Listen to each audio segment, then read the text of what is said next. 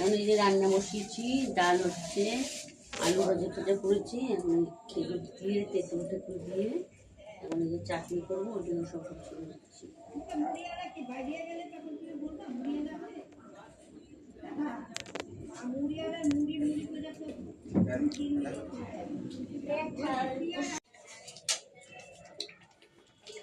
এই চাটনি করছি আর এই টমেটো ফুটছে বলে সরে আছি।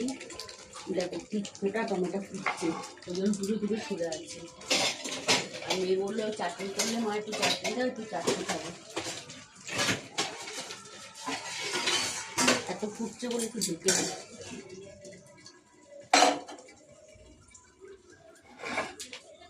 রান্না বান্না যে হয়ে গেছে, বেশি বেশি রান্না দিয়ে করিনি।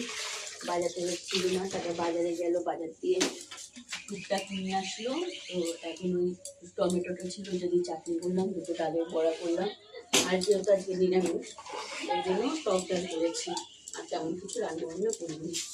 এখন এই বাসন মাজবো আর গ্যাস ট্যাসগুলো মুছে নিই, কেন টমেটো চাটনি করেছি, ছিটেছে অনেকটা, পরে তো মানে থালা চাপা দিলাম। গ্যাস ট্যাসগুলো মুছে নিই, তারপরে বাসন মাজবো, ওখানে মুছবো। আর এত আম গাছের বলে সারা বাড়ি ঘরে ছড়াছড়ি, এখন এগুলো ছাদগুলো পরিষ্কার করতে হয়।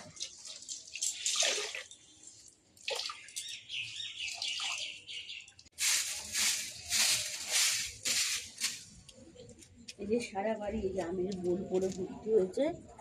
ভোরবেলার দিকে টুকটাক বৃষ্টি হয়েছে, তো ওই জন্য আমের বোলে শুধু দু একটা বিচ্ছিরি লাগবে। সব আম গাছের বোল আমাদের বাড়িতে আছে, একটু ছোটো গাছ, বেশি হয়নি।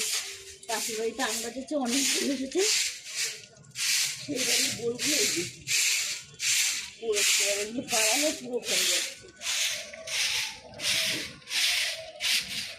তাই হাত দিয়ে নিচ্ছি, এবং ওজনটা পুরোটাই হাত দিতে হবে।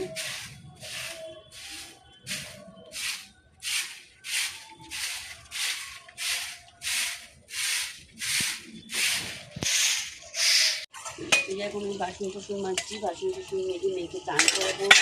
জামা কাপড় কয়েকটা কেচেছিলাম, সকালবেলা কেচে রোদে দেওয়া হয়েছে, মানে আমি তো কাছি না, আমাদের ও কেচে দিয়ে যায়, তো রোদে দেওয়া হয়েছে, একটু শুকানো শুকিয়ে রয়েছে। আমি বাসন কুসুন মাজবো আর বাড়ির ঝাড়টা সব দিলাম। আর বলে পুরো ভর্তি হয়েছিল,